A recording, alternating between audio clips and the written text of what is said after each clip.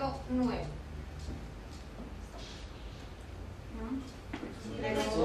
Por eso les dio 1261, ¿cierto? Sí, raíz cuadrada de 3.55.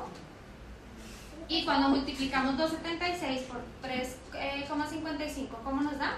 9,83. Listo. Entonces, hasta ahí nosotros podemos decir, listo, eso fue el porcentaje de cambio que tuvo.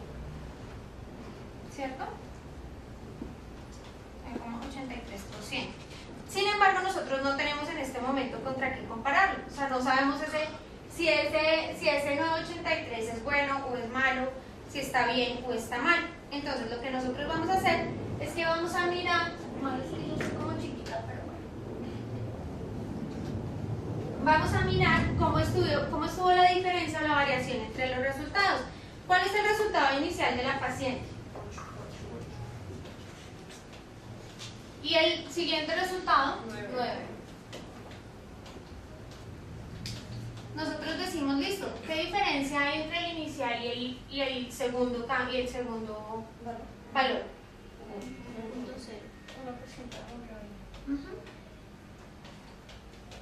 Decimos, si el 8, que es el valor inicial, equivaldría al 100%,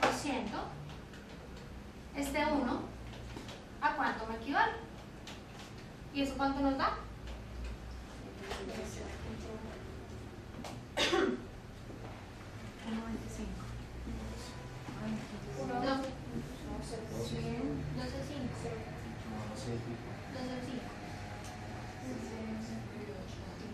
Sería 1 por 100 dividido 100 dividido 8, 12,5. Entonces, en este caso nosotros podemos decir, esto fue lo que le cambió al paciente. O sea, esto fue lo que le pasó a este señor. ¿Cierto? Tuvo un cambio a ese señor. Tuvo un cambio de 8 a 9. Y eso le indica un 12,5%. ¿Es significativo o no es significativo? Sí, sí es significativo. ¿Por qué? Porque el cambio fue mayor a este que era el que nosotros habíamos calculado según el coeficiente de variación intraindividual y el coeficiente de variación analítico del método. ¿Sí? En este caso, entonces, es significativo. Entonces, ¿estuvo bien o estuvo mal la conducta médica? Estuvo bien porque lo mandó. Estuvo bien porque lo mandan. ¿Es listo? Listo. ¿Quieren hacer el ejercicio 3-4? Y de 8 a 9 no pareciera. A mí me pasó un caso con un antígeno prostático, que también eran decimales el cambio, digamos la diferencia era como visualmente poco significativa, pero cuando hicimos todo este análisis, pues resultó que sí era un cambio significativo y que en efecto el médico estaba furioso con el laboratorio por ese cambio y todo el mundo decía, oye, pero no me acuerdo cuando era 40.1 a 40.3, pues ahí sigue siendo 40, ¿no? Y el médico insistía que no, porque el señor estaba en tratamiento con quimioterapia y pues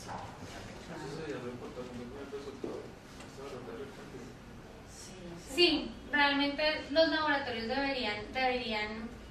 Bueno, ahorita hay muchas opciones, ¿no? Porque los LIS tienen los histogramas de frecuencia y los históricos. Entonces, las bacteriólogas normalmente cuando están validando, ellas sí miran los históricos. Cuando ven algo alarmante, ellas miran los históricos y dicen, sí lo puedo reportar, no lo puedo reportar. Sin embargo, pues esas cosas no se usan tanto.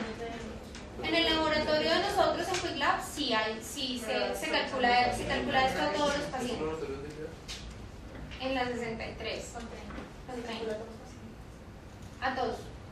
Sí, se les calcula. Pero ya casi todas las plataformas traen eso integrado. Pero digamos que es interesante. Bueno, análisis. si quieren hagamos el ejercicio 3,6 que no está resuelto. Y seguimos. Entonces continuemos con variabilidad biológica y especificaciones de calidad que lo encontramos en el numeral 3,4. Listo, doctora Olga, nuevamente. Para establecer la correlación entre variabilidad biológica y especificaciones de calidad, tenemos que partir del hecho de que el resultado que el laboratorio entrega no es el valor real del ananito. Y no lo es porque existen diferentes variables que contribuyen a incrementar el margen de error por el que se entrega el resultado. Tenemos entonces que considerar que un aspecto a tener en cuenta es la variabilidad biológica intrínseca del ananito, por lo cual el resultado que se obtuvo el día de la toma de muestra puede no corresponder a la cuantificación en el momento en el que el médico observa el resultado, que podría ser algunos días después, porque la concentración del analito no permanece constante, sino que precisamente varía según su coeficiente de variación interindividual. ¿Intra? Okay. Pero adicional a esta variabilidad biológica intrínseca tenemos que sumarle las variaciones por factores preanalíticos que, aunque se pretende deben estar controlados, no siempre se logra el 100%. Y así como circunstancias como nivel de ejercicio, postura en la toma de la muestra, tiempo del torniquete durante la locución, contribuirán a aumentar la variabilidad del resultado. Asimismo, se debe tener en cuenta la variabilidad del método analítico que se esté usando, pues no importa que el laboratorio tenga tecnología de punta o el método más sofisticado por el mejor profesional a cargo. Tenemos que aceptar que la imprecisión cero no existe en ningún método analítico. Luego, esta variabilidad del método, por pequeña que sea, contribuye también a incrementar la variabilidad del resultado final. Entonces tenemos acá un cuadro, un flujograma que nos muestra que hay errores preanalíticos totales, error analítico total, error posanalítico total, y eso nos da un error total. El error preanalítico total está compuesto por la variabilidad biológica, que como estamos viendo depende de varios factores, y de los errores que podamos tener o de las dificultades que podamos tener en la fase preanalítica. Tenemos un error analítico total que está compuesto por... Sí, eso lo tenemos claro. Y el error posanalítico total, que ya depende de los errores que podamos tener en la fase posanalítica, de los análisis que realizamos. Sí. Pero no solo la imprecisión incluye la variabilidad del resultado, sino también todos los sesgos aleatorios debidos a cambios de lotes de reactivos, mantenimientos de instrumentos, cambios de operador, etc. Contribuirán a incrementar la variabilidad del resultado en el seguimiento de un paciente. Así que la variabilidad total le tenemos que agregar el sesgo analítico para obtener un error total con el cual se reporta el resultado del paciente. El error total es el resultado de la medición, resulta de la sumatoria de los errores en las fases preanalítica y posanalítica, como se puede observar en la gráfica 3.9. Y listo. Oigan, ¿se dice sesgos aleatorios? ¿Hay sesgos aleatorios?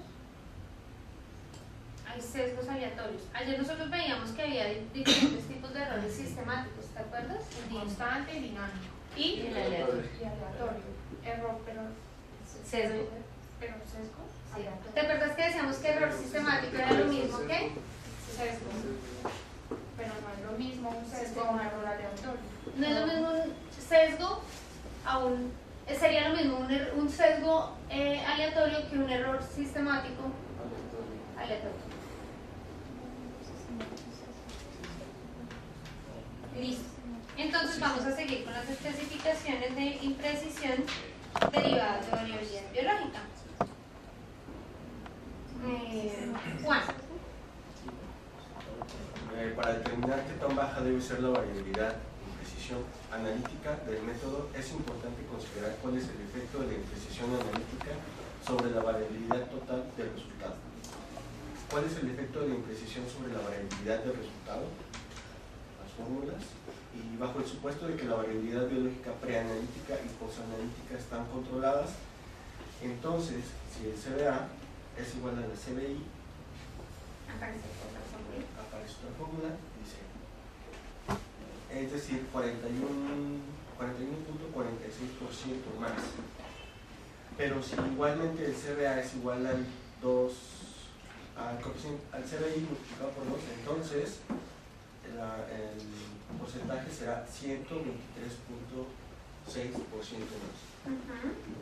Y finalmente, igualmente, si el CBA es igual a la mitad del CBI, entonces este será 11.8% más. Claro, ¿cierto? 1 punto. ¿No? Listo, Berito. Entonces esto hace parte de las fórmulas que habíamos revisado, de cómo está integrada la fórmula de variabilidad biológica para el cálculo del error total. Entonces habíamos dicho que la primera parte correspondía al coeficiente de variación máximo permitido y la segunda al sesgo máximo permitido. Entonces acá nos dan una igualdad en la ecuación donde nos dicen que el coeficiente de variación o la variabilidad total va a ser igual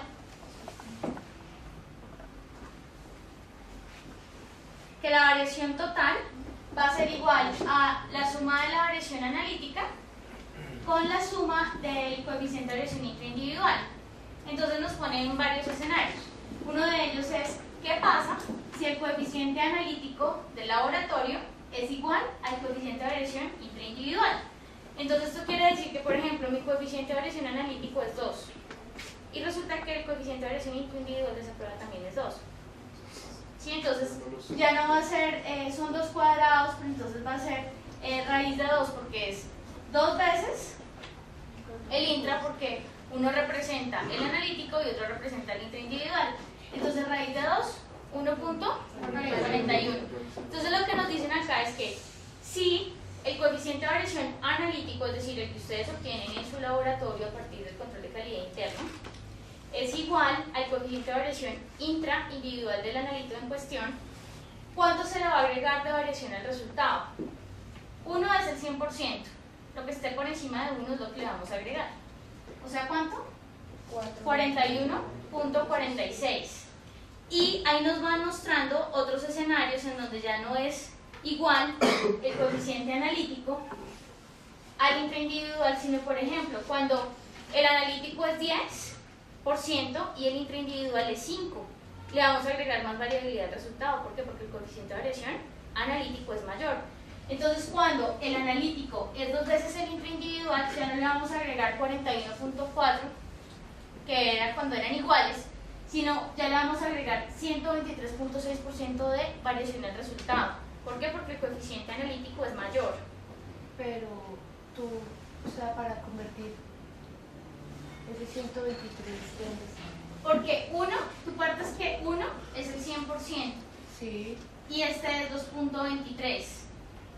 sí. Entonces quedaría 1.23 y 1.23 expresado en porcentajes 123%. Y nos dan otro panorama donde el coeficiente de variación analítico va a ser la mitad del coeficiente de variación intraindividual. Entonces el coeficiente de variación analítico es 2% y resulta que el coeficiente de variación intraindividual es 4%. Cuando el coeficiente de variación analítico es la mitad del coeficiente de variación intraindividual, le vamos a agregar menos variabilidad al resultado. Cuando eran iguales, ¿cuánto le agregábamos? 41.3. Cuando es el doble, 123. Pero cuando el coeficiente de variación analítico del laboratorio es la mitad del coeficiente de variación intraindividual, ¿cuánto le agregamos? Solamente el 11.8%. Igual aplica ahí que le 1 y queda convertido en 0.118 matemáticamente. Exactamente. Ah, Porque 1 es el 100%, entonces lo que esté por encima va a ser lo que le estamos agregando de variabilidad del resultado. Y estos panoramas que hemos colocado acá pues tienen todo que ver con esta gráfica que siempre se encuentra cuando se describen cómo se hicieron los cálculos de la especificación de calidad basada en variabilidad biológica. Entonces fíjense que dice esta gráfica: índice de imprecisión analítica sobre la variabilidad biológica intraindividual. La imprecisión analítica, ¿cuál es? Es el CB sub A, que hemos analizado el laboratorio, que puede ser 10, 5, 20, que sale del control de calidad interno.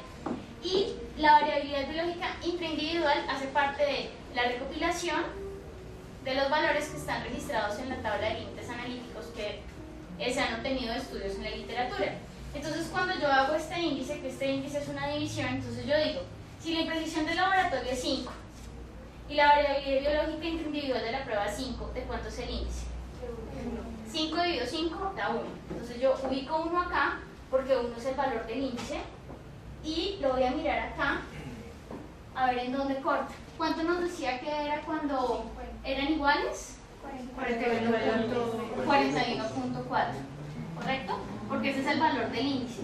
Sí, la imprecisión analítica es igual a la variación intraindividual, pero nos daban otro panorama. ¿Qué pasaba cuando el índice era 2? Es decir, cuando era el doble. Cuando la imprecisión analítica es 10 y la variación intraindividual es 5. 10 dividido 5 da 2. O sea que el índice sería 2. Si yo llego y lo grafico, ¿de cuánto sería el aumento de la variación? 123.0. Y tenemos así diferentes panoramas que son los que ellos han colocado en su modelo matemático, que son 25, 50 y 75. Y de acá se derivan las especificaciones mínima, deseable y óptima. Entonces, cuando el índice es 0.75, se adiciona un 25% de variación al resultado. Cuando el índice es 0.5, se adiciona un 12% de variación al resultado. Y cuando es 0.25, estamos adicionando un 3% de variación al resultado. ¿Estos índices de dónde se obtienen? De comparar la imprecisión analítica del laboratorio, que nos le da nuestro control de calidad interno, versus el coeficiente de variación intraindividual que sale de los estudios de variabilidad biológica. ¿Sí? Así que como es un modelo matemático, esta gráfica es una constante. ¿Sí? Siempre va a ser igual. Ese 2 es el 11.8 que da el cálculo matemático. Que es la mitad, que equivale a 0.5. Es 11.8 aproximado a 12. Sí, cuando trabajamos con el 50% del coeficiente de variación intraindividual. Muy bien. Entonces tenemos esta adición de imprecisión a la variación del resultado. Y acá pues entonces volvemos a revisar lo que ya habíamos visto en el capítulo de límites, cómo las especificaciones van cambiando de acuerdo a si trabajan con el 75, el 50 o el 25% del coeficiente de variación intraindividual. Trabajar con el 50 es trabajar con la mitad. ¿Sí? Entonces por eso tiene relación con este 11,8 es este 12%. ¿No? Eso en cuanto a la primera parte que está relacionada con la fórmula que tiene que ver con el coeficiente de variación máximo permitido, que es la primera parte de la ecuación de las fórmulas de variabilidad biológica. ¿Listo? Y entonces, como ejercicio de aplicación, vamos a ver si lo captamos. Vamos a hacer el ejercicio de la página siguiente, que es el ejercicio 3.9. ¿Sí? ¿Cuál es? Aquí para aplicarlo. La variabilidad biológica individual de la glucosa es 5,7%. ¿Eso qué significa? Que si yo tengo una concentración, mi punto homeostático es 100 miligramos por decilitro para glucosa, naturalmente, mi glucosa va a variar entre 100 más o menos 5,7%. Es decir, que un día, en las mismas condiciones, no como me haya comido ahí los chocolates, no, o sea, en un estado de ayuno normal, me toman la muestra a la misma hora, en las mismas condiciones, en el mismo sistema de medición, mi concentración de glucosa va a variar me puede dar 100, 101, 102, hasta 105,7% y por debajo 94,3. Entonces mi glucosa, mis concentraciones de glucosa naturalmente, ¿cierto? Sin que yo diga estoy enferma, naturalmente la glucosa en mí va a variar de 94,3 a 105,7. Eso es lo natural. Esa es la interpretación de la variabilidad biológica intraindividual, que el punto homeostático va a variar alrededor del dato de variabilidad biológica intraindividual. Y esos datos de variabilidad biológica intraindividual son el trabajo grande que hizo la Sociedad Española de Atómica Clínica, y que lo sigue haciendo, es que ellos hicieron un compendio, reunieron la bibliografía, ¿sí? Y listaron, no es que ahí encuentre uno en la página y encuentre todos los artículos, no, igual, si no quiere los artículos, toca que los busque y que pague por ellos, ¿cierto? Pero lo que hicieron fue una lista de todas las publicaciones y las resumieron, y para cada magnitud le pusieron cuál es la variabilidad biológica intra e interindividual de los estudios que se han hecho.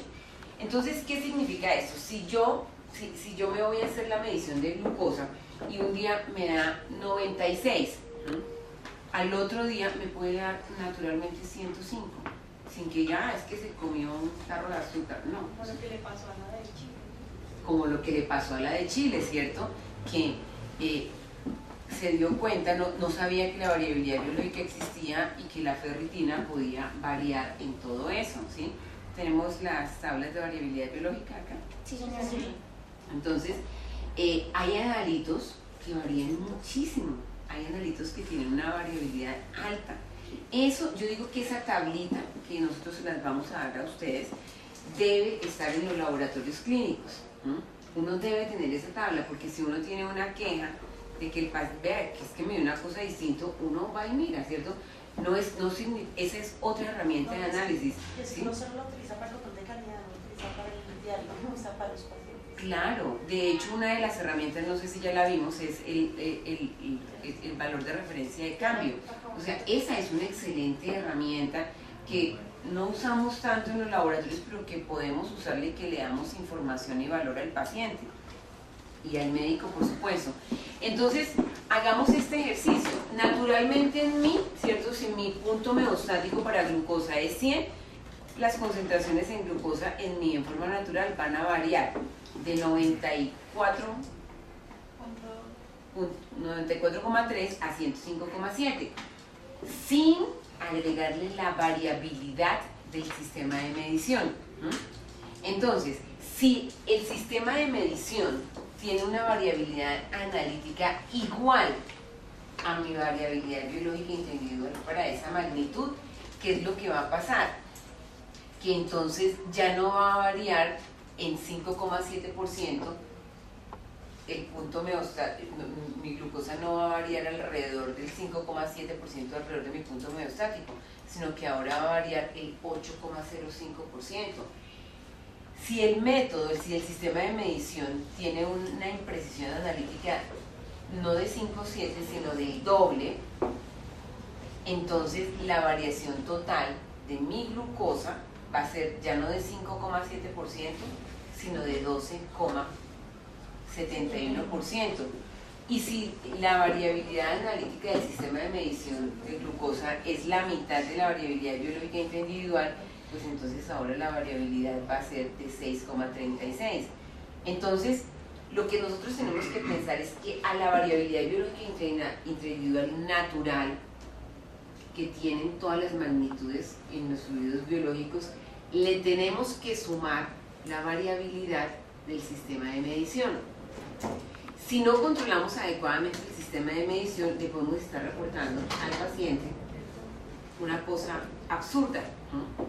Entonces, la literatura, ¿qué ha dicho? La literatura y quienes postularon toda la teoría de variabilidad biológica como herramienta de control de calidad en el laboratorio clínico establecieron esas tres categorías: mínimas, deseables y óptimas, ¿no? Y de ahí se derivan unos límites analíticos de desempeño que son ampliamente utilizados en los laboratorios clínicos. Realmente la mayoría de los laboratorios clínicos fijan límites analíticos por variabilidad biológica, ¿no? Están ya migrando a otras opciones. A mí me encanta Relivar, me gusta mucho Relivar, ¿no? Pero muchos laboratorios, y ustedes se van a encontrar muchos laboratorios que han definido por especificaciones mínimas o deseables o óptimas, o sea, se lo van a encontrar, ¿no? Así, la Sociedad Española de Química Clínica acaba de hacer una actualización también en la página, pero no son para muchos mesurandos, son como para unos 15 mesurandos que acaban de hacer la actualización. Ok, entonces hagamos este ejercicio. Supongamos acá, vamos a hacer la suposición que el valor del paciente es de 100 miligramos por decilitro.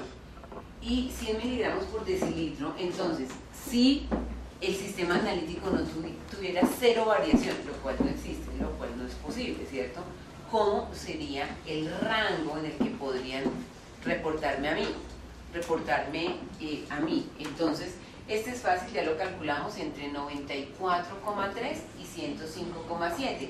Acá, si el sistema analítico tiene una variación igual a la variabilidad biológica intraindividual, entonces me podrían reportar glucosa entre 91,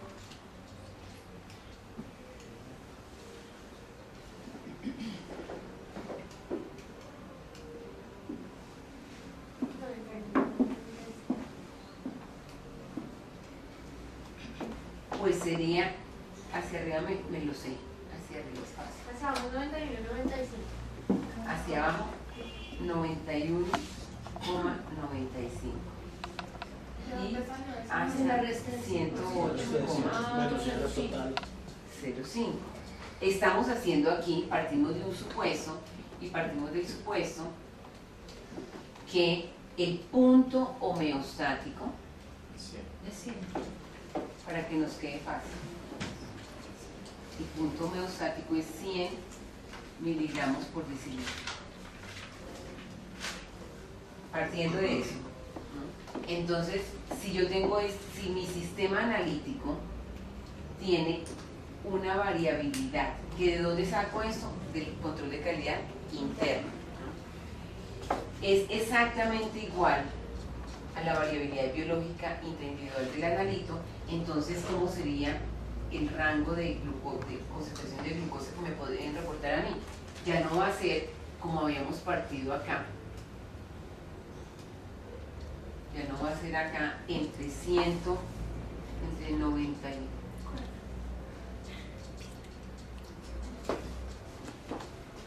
entre 94,3 y 105,7. No, ahora va a ser entre 91,95 y 108,05. Ahora, si el sistema analítico tiene una variabilidad que es el doble de la variabilidad biológica intraindividual, pues ahora me pueden reportar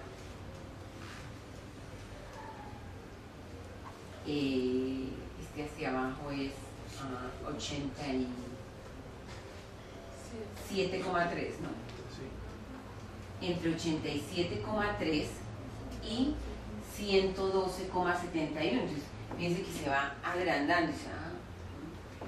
Ahora, si es la mitad, entonces me podrán reportar hasta 106,36 y como 93. 93.6. 93,64. Esto es lo que pasa con la medición del paciente, ¿no? Entonces, yo tengo que tener eso en la cabeza porque, claro, hay algunas magnitudes que tienen variabilidades biológicas grandísimas. Podemos poner la tabla de variabilidad de límites analíticos de desempeño. En la página 280. 200 o 380. 300. ¿Sí? En la página, sí. En la página 377, la veo yo aquí. La podemos poner allá también. Allá. Sí. Ok, entonces en la página, esta está en la actualización de este año. Entonces busquemos la ferritina.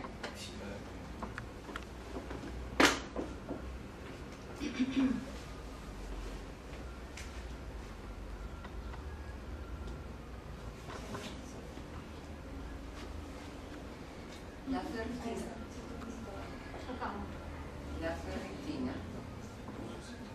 tiene una variabilidad biológica de 14,2. Esta es una variabilidad biológica relativamente grande. Hay otros, el estradiol 18,1. PCR, busquemos PCR.